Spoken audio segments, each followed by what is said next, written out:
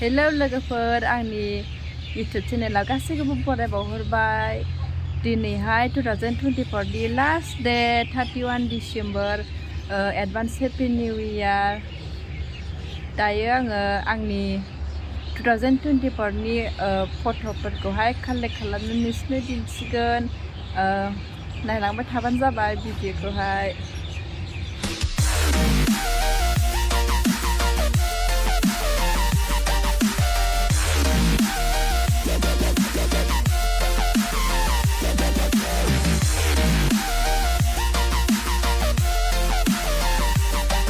नै लोगोफोर जोंनि फान्थाव बिफाङा गोरलैलैसोमोन, बेनो फिथाइ थायबाय।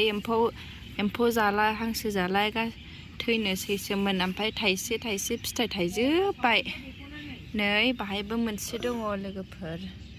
नै बे गासिबो बिलाइया लांदां बायदि नुदोंना नोंसोरो, ओरै जाख्ल'जोबनाय, बियो हांसो जाजोबनाय लोगोफोर। हांसो जाजोबनाय थैजोबनोसैसोमोन, ओमफ्राय होमबाबो फिथाइ थाइसे थाइसे थायनानै होबावबायसो। आरो बिफां गिदिरावहाय बिनिफ्राय गिदिर गिदिर गोलाव गोलावसिन दङ, आं उनाव दिन्थिगोन लोगोफोर।